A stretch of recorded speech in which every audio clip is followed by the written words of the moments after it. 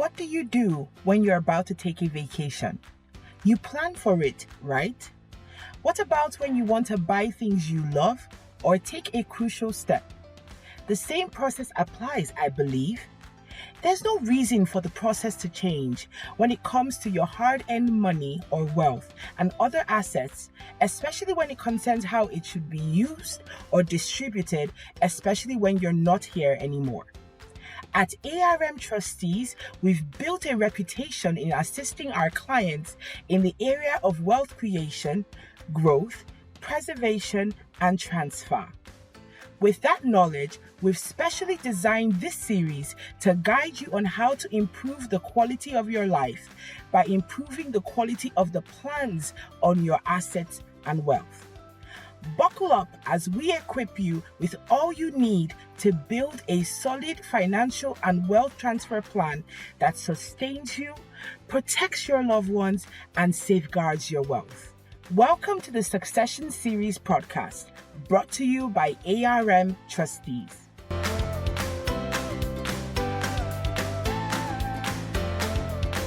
Hello, listeners.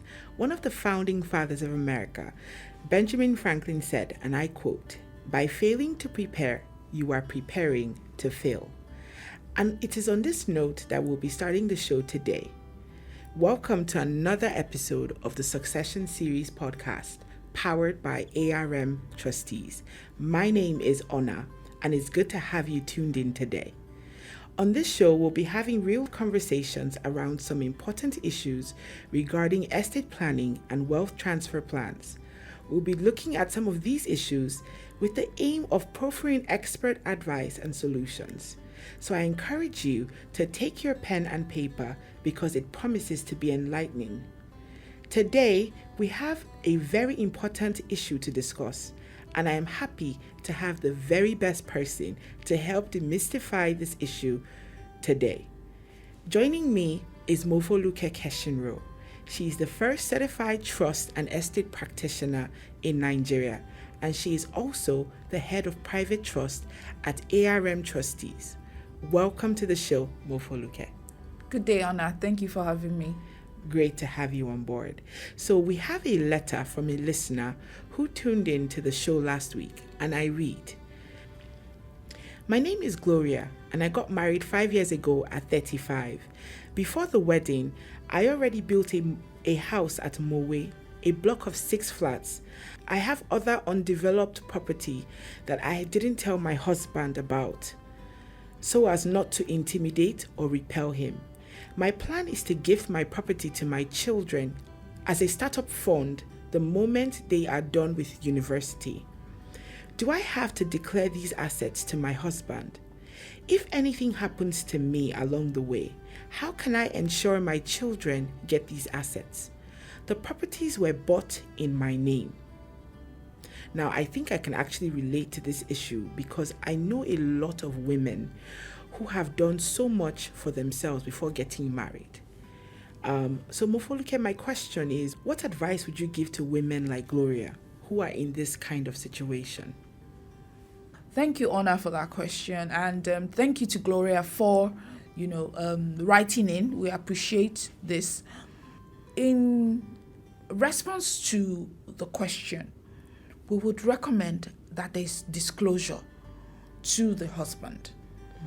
But where we as professionals will now help to ensure that our concerns or fear that, the children might not have access to, these properties is where we would recommend that a living trust be created, where those assets will be trust assets, and she can determine how she wants to give, the assets or even income accruable from the assets amongst the children.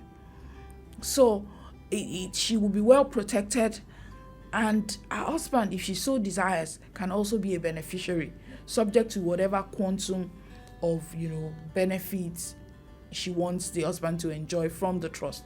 But I know a major concern is the essential needs of our children, of course, which will be catered to, because as an institutional trustee, the objective is to ensure the designated beneficiaries enjoy the benefits accruable from the trust assets.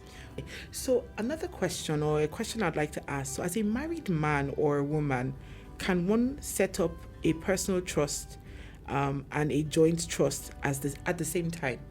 Can you set up a personal trust and a joint trust at the same time? Yes, you can.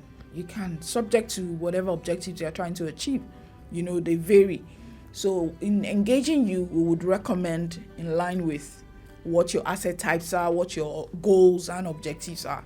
So you can have a personal trust created for you to meet certain objectives, and you can have, a joint arrangement, a joint trust arrangement with your spouse or partner.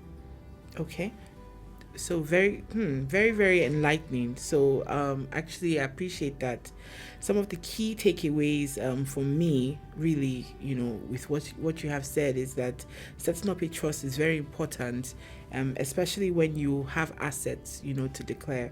And then, of course, you said that you can name, beneficiaries such as the husband, as you have stated, when you have a trust, and the beneficiaries can be your loved ones, the husband, the children. Yes. All right. And then, of course, you said that you can appoint a trustee who would help to monitor and manage your assets. Yes. And even make them profitable for you and your beneficiaries. Yes, indeed. All right. So I hope that Gloria is listening. Of course, is confident that her questions can be addressed by professionals such as Mofoluke and her team.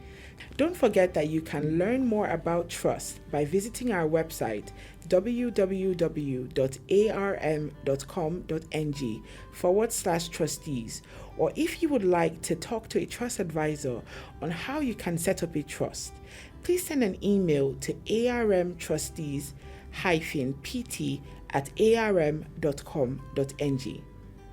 And that's all for today. Until next time, bye.